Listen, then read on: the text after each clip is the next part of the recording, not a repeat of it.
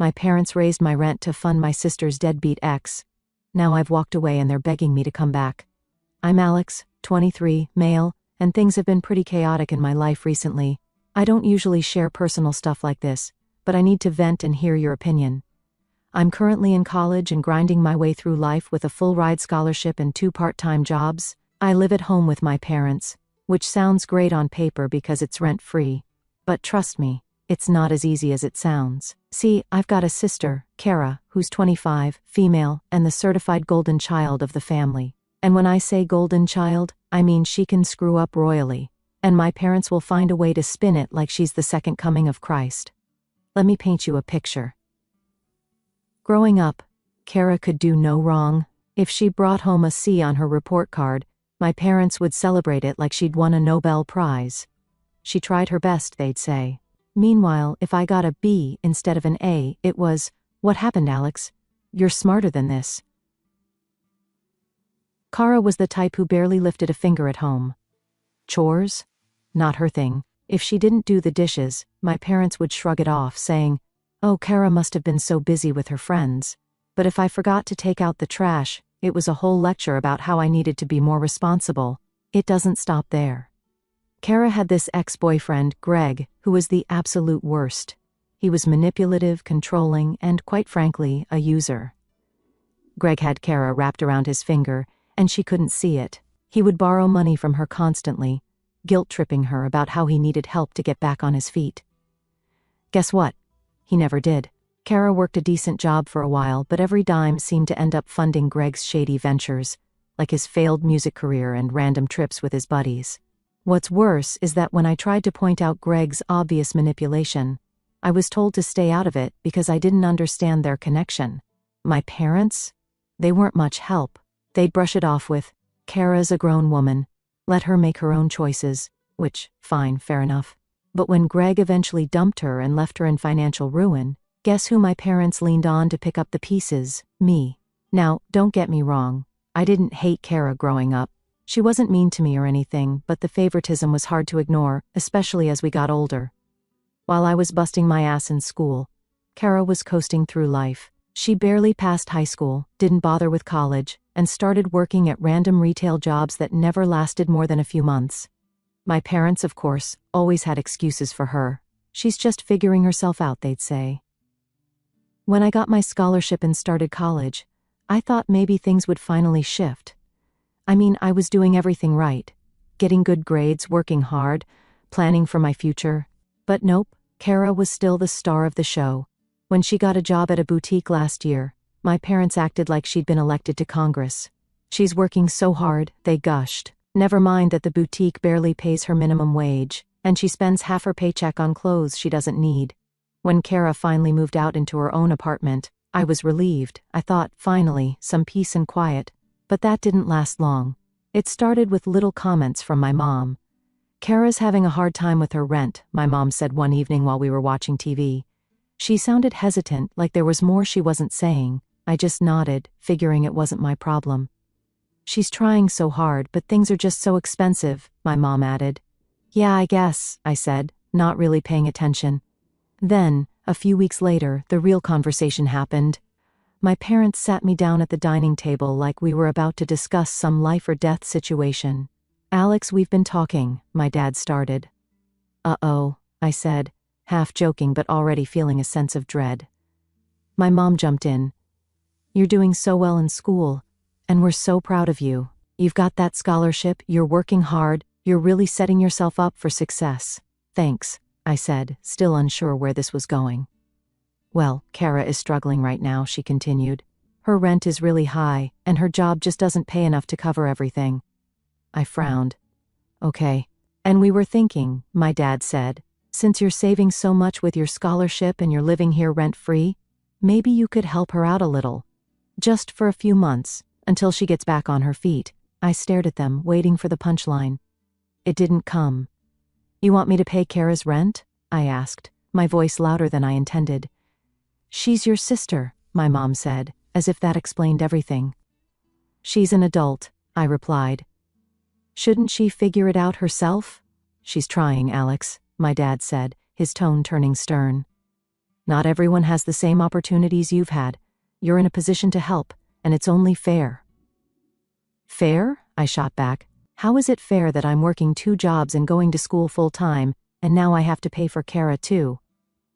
"You're being selfish," my mom said, shaking her head like I just kicked a puppy. "If the situation were reversed, Kara would help you." I seriously doubted that. We argued for what felt like hours. I told them it wasn't my responsibility, that I was already stretched thin, and that Kara needed to learn how to manage her own life. But my parents wouldn't budge. "She's your family," my mom snapped. "You'd let her drown while you swim?" "She's getting a raise soon," my dad added. "It's just 3 months. She'll pay you back." At that moment, I told them I'd think about it and went to my room, questioning myself. How much am I supposed to give? 3 months might turn into 6, then a year if Kara keeps struggling, or spending. Will I be expected to keep bailing her out? What I'm really trying to figure out is if I'm wrong for feeling this way. Should I just bite the bullet, pay her rent, and avoid any drama? Or do I have a right to feel like this whole situation is unfair? I've always been the one to keep the peace in the family, but this is pushing me to my breaking point. I'm tired of always being the one to sacrifice while Kara gets a free ride, and that's where I'm stuck. Do I stand my ground and risk blowing things up with my family, or do I keep quiet and let the resentment keep building? If anyone's been through something like this, I'd really appreciate hearing how you dealt with it. When I make my decision, I'll post here. Stay tuned. Update 1. Okay guys, it's your boy Alex. So, eventually I caved. My parents didn't exactly leave me much of a choice. They kept piling on the guilt, saying things like, "Kara would do the same for you," or "You're in a position to help, Alex. It's what family does." So, yeah, I agreed. I told myself it wasn't worth the argument, and maybe helping her out would keep the peace. But now, sitting here and looking at the bigger picture, I'm starting to feel like I've been set up. From the moment I started sending her money, Kara acted like it was the most natural thing in the world. Not a single thank you, no acknowledgement that I was making sacrifices to help her out. Instead, she kept doing what she always does, posting Instagram stories of her latest shopping hauls, brunch outings, and fancy coffee drinks that cost more than my daily lunch budget. I tried to ignore it at first. I told myself, maybe she's using her own money for that stuff. Maybe she's cutting back in other areas. But the longer it went on, the harder it was to believe. Last week was the tipping point. Kara posted a story of herself at a spa with the caption, "Self-care weekend." Self-care? I'm working 2 jobs and covering her rent, and she's taking spa weekends? That's when I decided to ask my mom about it. "So, Kara's rent is all covered now, right?" I asked, trying to sound casual. "Yes, thank you for helping her," my mom said, clearly pleased with herself for orchestrating this. "Cool, just wondering." "Does she, need more help?" I asked. "What do you mean?" "Well," I said, choosing my words carefully, "she doesn't seem very stressed. I mean, she's been shopping and going to spas. Doesn't really look like someone who's struggling." My mom gave me a look like I just insulted the Pope. "Alex, she's allowed to enjoy herself. Just because she's having a hard time doesn't mean she can't take a break every now and then." "Sure, but how is she affording all this?" I pressed. "She's using her own money for that." "You don't have to micromanage her life." "Micromanage?" I said. "I'm the one paying her rent, and I don't get to ask questions?" I let it go, but the frustration was bubbling over. The more I thought about it, the more I realized something wasn't adding up. Kara was supposed to be broke. I kept checking her social media. Her Instagram captions were vague, almost like she didn't want anyone to ask too many questions. "Living my best life," one post read. It didn't sit right with me, but I couldn't put my finger on why. I wasn't trying to control Kara's life. I just wanted to understand how this situation made sense. But whenever I asked about her struggles, she dodged the question or changed the subject. "It's just complicated," she'd say, which only made me more suspicious. But I could see I wasn't going to get anywhere with Mom, so I dropped it. That conversation planted a seed of doubt in my mind that only grew stronger with time. I started paying closer attention, looking for anything that might explain how Kara was living so comfortably despite her supposed financial struggles. One evening, I was at my parents' house again when I overheard Kara on the phone. She was in her old bedroom, talking in a hushed voice. "No, I told you I'll send it tomorrow," she said. Just stop freaking out, okay? I froze. Who was she sending money to? Wasn't I the one covering her rent? I didn't want to jump to conclusions, but I remembered something my cousin Matt had mentioned a few weeks earlier. Did you know Kara's been hanging out with Greg again? Matt said casually during a barbecue, leaning against the counter. I frowned. Greg? Her ex? Why? Matt shrugged. Don't know. Saw them at that coffee shop by her place. Looked cozy. He paused, then added, You ever notice Kara's been acting weird? Weird how? I asked, narrowing my eyes. I don't know, he said, taking a sip of his drink. She's been way more private than usual, like she's hiding something big. I laughed it off, but his words stuck with me. What could Kara possibly be hiding? Greg was supposed to be ancient history, a deadbeat who'd mooched off Kara for years before she finally dumped him. Or so I thought. The way Matt mentioned him, almost like it wasn't over, gnawed at me. I ignored it then, but now I wish I'd paid attention. I decided I needed to dig deeper. That night, I went home and opened up Venmo, searching for Kara's account. I felt a little guilty snooping, but I justified it by telling myself I had a right to know where my money was going. It didn't take long to find what I was looking for. There were multiple, consistent payments to Greg. The captions were vague. For groceries, you owe me one. Thanks again. I stared at the phone screen, trying to process it. My money wasn't going to Kara's rent, it was going to her ex. The realization hit me like a ton of bricks. Here I was, working overtime and cutting back on everything just to help her, and she was using it to support someone who'd already taken advantage of her once. I spent the rest of the night stewing in anger and disbelief. I don't know whether to confront her immediately, or calm down and think it through. This isn't about the money anymore. It's about the lies.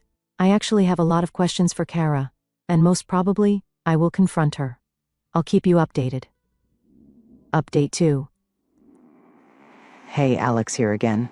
Things blew up way more than I expected. I wasn't planning on making a huge scene, but when you get pushed to your limit, it just happens. A quick side note, my cousin Matt, you know, the guy who knows everyone's business, is the only person in my corner right now. He's been hearing me vent about all of this, and even warned me about Kara hanging out with Greg again. He convinced me to confront her, saying, if you don't handle it, she'll keep walking all over you. She's used to you keeping quiet. So, armed with frustration and Matt's encouragement, I decided to talk to Kara face to face that weekend. Matt came with me to Kara's apartment. I needed backup, someone who could keep me grounded if things went sideways. When we got there, her car was parked outside, so I knew she was home. Matt gave me a nod, and I knocked on her door. Kara opened it, looking surprised, and not in a good way. Her eyes darted between me and Matt, her body stiff. What are you guys doing here? She asked, leaning against the doorframe. We need to talk, I said. She sighed, glancing back into her apartment. Now's not a good time, Alex. Too bad, I said, stepping inside before she could stop me. Matt followed, closing the door behind him. Her apartment was tidy, but the tension in the air was thick. Kara crossed her arms, her expression guarded. What's this about? I wasted no time. Greg. Her face paled. What about him? I know you've been giving him money, I said, my voice calm but firm. The money I've been sending you for rent. I've seen the payments, Kara. Don't lie to me. Matt stood by the door, arms crossed, giving her a look that said, don't even try to weasel out of this. Kara's jaw tightened, and for a moment she said nothing. Then she scoffed. Wow, Alex, snooping through my Venmo? Classy. Don't deflect, Matt cut in. Just answer the question. She glared at him before turning back to me. Fine, yes, I've been helping Greg. He's in a tough spot, okay? A tough spot? I said, my voice rising. Kara, are you kidding me? Greg is the reason you were broke in the first place, and now you're taking my money to bail him out? You don't get it, she snapped. I didn't want to tell you because I knew you'd freak out like this. Of course I'm freaking out, I shouted. I've been working 2 jobs to help you and you've been lying to me this whole time. Lying? I didn't lie, she said defensively. I just didn't tell you. That's the same thing. I said, do Mom and Dad know about this? She froze, her face flushing. No, and they don't need to. Oh, they're going to, I said, turning toward the door. Alex, wait, she said, panic creeping into her voice. No, I said firmly. I've had enough of this. Matt and I drove straight to my parents' house. On the way, he kept saying, "You're doing the right thing. They need to know the truth. Kara can't keep playing the victim." When we got there, my parents were in the living room watching TV. I walked in, not even bothering to sit down. "We need to talk," I said. My mom muted the TV, looking concerned. "What's going on?" "It's about Kara," I said, my voice steady. "She's been lying to all of us. She's not struggling to pay her rent. She's been giving money to Greg." My dad's eyebrows shot up. "Greg? Her ex?" "Yes," I said. "The same guy who used her for years. She's been taking the money I've been giving her and funneling it to him." My mom's face tightened, and for a moment, I thought they were going to be angry at Kara. But then she sighed and said, "Alex, I think you're overreacting." I blinked. "What?" "She's trying to help someone she cares about," my mom said. "You don't know what Greg's going through." I couldn't believe what I was hearing. What Greg's going through? What about what I'm going through? "I've been working nonstop to help Kara because you guilted me into it, and now you're defending her?" "Alex, calm down," my dad said, his tone firm. "Kara's your sister. Family helps family. Are you serious?" I said, my voice breaking. "You're really going to side with her after everything she's done?" "She's not perfect," my mom said, "but she's doing her best." "No, she's not," I said, my anger boiling over. "She's been lying, manipulating, and taking advantage of me, and you're letting her get away with it." "Enough, Alex," my dad said, his voice sharp. "This conversation is over." I looked at them, my chest heaving with frustration, and realized something I'd been avoiding for years. They were never going to hold Kara accountable. "Fine," I said, grabbing my keys. "If you won't do anything about it, I will." I stormed out, Matt close behind me. When we got to the car, he turned to me and said, "Well, that went about as expected." "Yeah," I said bitterly. "They'll never change." After a few days, the pounding on the door pulled me away from the sink, where I was rinsing out a coffee mug.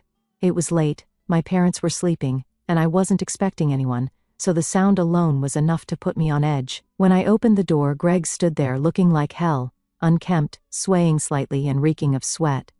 "What the hell do you want?" I asked, gripping the edge of the door. Greg pushed past me without answering, brushing crumbs off the arm of the couch before dropping onto it like he owned the place. He tilted his head back and let out a loud, exaggerated sigh, as if he'd just come from some great battle. "Kara is not answering her damn phone," he said finally, glaring up at the ceiling. "Yeah, she doesn't live here," I snapped, closing the door harder than necessary. "Why are you here?" Greg ignored my question. "She thinks she can just cut me off like that? Keep my kid away from me? Nah, not happening." I froze mid-step, my pulse quickening. "What are you talking about?" He tilted his head toward me, a crooked grin spreading across his face. "Come on, Alex, don't play dumb. You know." I didn't respond. Greg sat up straighter, his grin widening when he realized I genuinely had no idea what he was talking about. "She didn't tell you, huh?" he said, almost gleeful. "Of course she didn't. Wouldn't want to ruin her perfect little story." "Tell me what?" I demanded, my voice sharp. Greg leaned forward, resting his elbows on his knees. "Your dear sister," he said, dragging out the words, "has a kid. 2 years old." For a moment I just stood there staring at him. He leaned back against the couch, watching me like he was waiting for the explosion.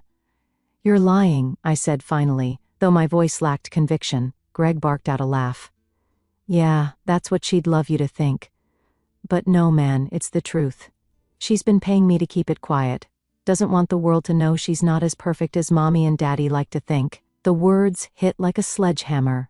Kara had a child, and she'd kept it a secret from everyone, including me. Greg rubbed his face and sighed again, this time with exaggerated frustration. "I mean, she's got you footing the bills, doesn't she? Living the high life while keeping me out of my own kid's life." "It's bullshit, man." His words hung in the air, thick and heavy. My stomach churned as the pieces started to fit together. Her defensiveness whenever I asked about her finances. Her response was always the same. "It's complicated." She'd snap if I pressed her, her face turning red as she muttered, "You wouldn't understand." Back then, I thought she was just embarrassed. Now I wonder if she was hiding something bigger. But now I know better. "The money going to Greg," I said, more a statement than a question. Greg shrugged, smirking. "Guess you're not as clueless as I thought." The rage bubbled up before I could stop it. I stepped closer, my fist clenched. "Get out," I growled. Greg stood slowly, holding up his hands in mock surrender. Fine, I'm leaving.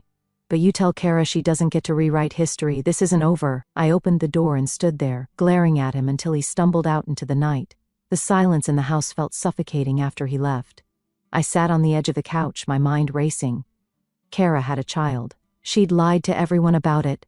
Not because she was scared or ashamed, but because it was inconvenient for her.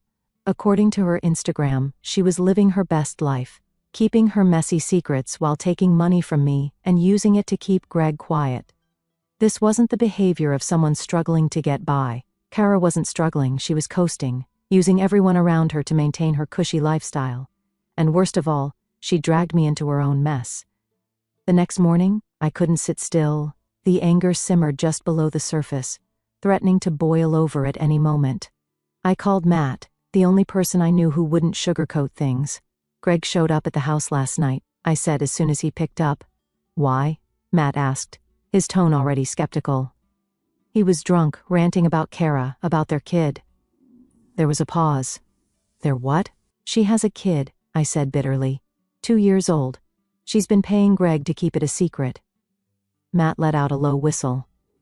"Man, that's messed up. And your parents don't know?" "Of course not," I said. "If they did, they'd probably still find a way to defend her." "Oh, she's doing her best," I mocked bitterly. Matt didn't laugh. "You're right, though. They'll defend her no matter what.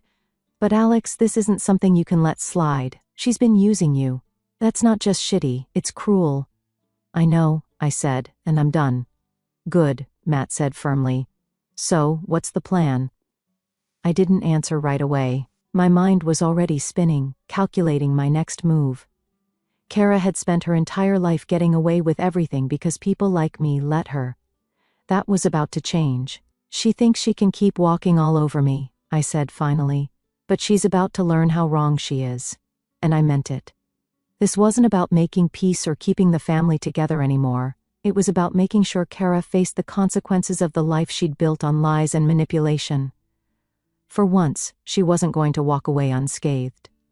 "I've got something clever in mind just to make sure they think twice before messing with me again. Wait for my next update if you're interested." Update 3. Hey people, it's Alex again, and I'm here to spill the tea. As I was planning my next move, the eviction notice landed like a thunderclap. I hadn't meant to open it. It had been addressed to Kara but delivered to my parents' house. I found it sitting on the counter, the envelope already half torn. Would I miss this opportunity to know more about Kara's mess? Hell no. I slid the letter out, my eyes scanning the lines, months of unpaid rent, complaints from the landlord, and the inevitable conclusion: Kara was being kicked out. I placed the letter back on the counter, a mix of anger and grim satisfaction simmering under the surface. This was her mess, she'd made it. But I knew how this would play out. Kara would spin this, and my parents, as always, would rush to cushion her fall. When Kara arrived that evening, her bag slung over her shoulder, she moved through the house with her usual air of indifference. She barely greeted me as she dropped her things on the kitchen counter and helped herself to a cup of coffee. The eviction notice was still where I'd left it, its presence screaming in the silence of the room. I waited. She saw the envelope, paused, and then, without hesitation, ripped it open. Her eyes flicked over the letter, and her face barely changed. She let out a frustrated sigh, tossed the paper onto the counter, and grabbed her cup as if nothing had happened. It was her usual tactic: ignore the storm until someone else cleaned it up. My parents came in shortly after, their voices cheerful until they saw Kara's expression. My mom picked up the letter, her hand trembling slightly as she read it. My dad hovered over her shoulder, his face tightening as he absorbed the words. They didn't say much. My mom placed a hand on Kara's arm, murmuring something comforting, while my dad stared at the letter with a clenched jaw. The energy in the room shifted as they quickly fell into their usual roles. Kara the victim, my parents the saviors. I stood in the corner watching the whole charade play out, my fists clenching at my sides. Within days, Kara's bags were back in her old room. The move was seamless, orchestrated by my parents with a quiet efficiency that made my stomach churn. They didn't even mention the eviction to me, like it was some unspoken agreement that I didn't need to know. But the truth had already started to unravel. The final piece came when I overheard my parents talking in hushed voices late one night. The words child and Greg cut through the walls like a knife. My stomach dropped as I realized they knew. They'd known all along about the child, about Greg, about everything, and they hadn't told me. They only used me. The next morning I made my move, quietly, carefully. I gathered every piece of evidence I had, Venmo transactions, screenshots of Kara's Instagram showing her frivolous lifestyle, notes on every excuse she'd ever given me. Then I made a call to her landlord. The woman on the other end was polite but firm, clearly frustrated with Kara's antics. She listened carefully as I explained what I knew, that Kara had been funneling money elsewhere while ignoring her rent. The landlord thanked me, her tone shifting as she realized the depth of Kara's deception. Kara's landlord wasted no time, filing a formal complaint and tightening the screws on the eviction process.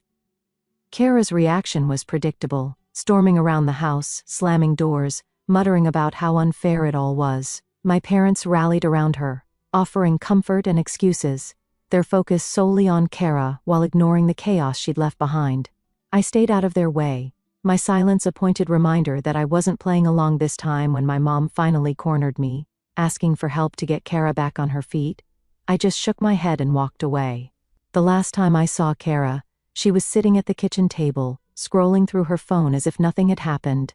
My parents hovered nearby, discussing plans to help her find a new apartment, offering to cover her expenses until she got back on track.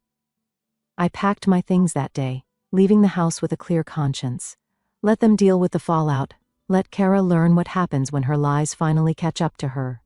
For the first time, I felt no guilt as I walked away.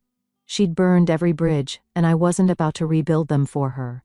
This time, she was on her own. I don't know what the future holds. I'll probably post one final update to let you know if things settle or worsen. Final update. Hey, it's Alex again. I figured I owed you all one last update since things have finally settled. It went exactly how I expected. After the eviction notice and everything that followed, Kara moved back in with my parents. They acted like it was some heroic act of selflessness, even though it was the most predictable outcome ever. My mom and dad immediately fell into damage control mode, bending over backward to make sure their golden child was comfortable. They cleaned out her old room, stocked the fridge with all her favorites, and even took time off work to help her adjust. Meanwhile, Kara acted like she was doing them a favor by being there.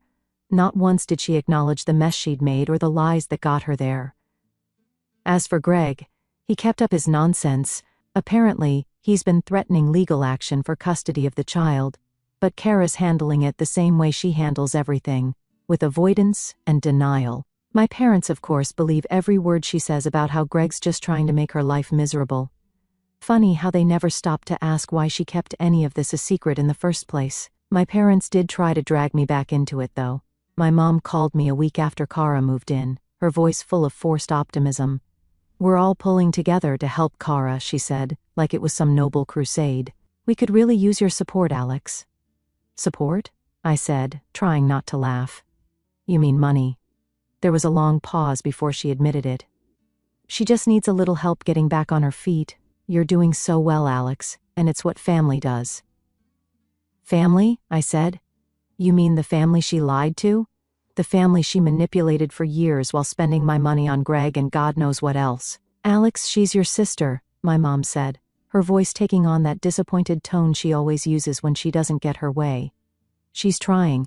"No, Mom," I said firmly, "she's not. And I'm not bailing her out again." I hung up before she could guilt me further. Now, weeks later, I've stepped back completely. I haven't been to the house, haven't answered their calls, haven't engaged in their drama. Kara's still living there, still letting my parents handle her problems, while she does the bare minimum to stay afloat. The difference is, I'm no longer part of it. For the first time in years, I feel free. No more guilt, no more enabling, no more being dragged into messes I didn't create. I'm focusing on myself, my school, my jobs, my future. I don't know if Kara will ever change. Honestly, I doubt it. My parents will probably keep enabling her until she's 40, and still blaming everyone else for her problems. But that's not my problem anymore. Thanks for sticking with me through this mess. If there's one thing I've learned, it's that sometimes the best thing you can do for yourself is walk away, even if it's from family. Take care, everyone. Alex.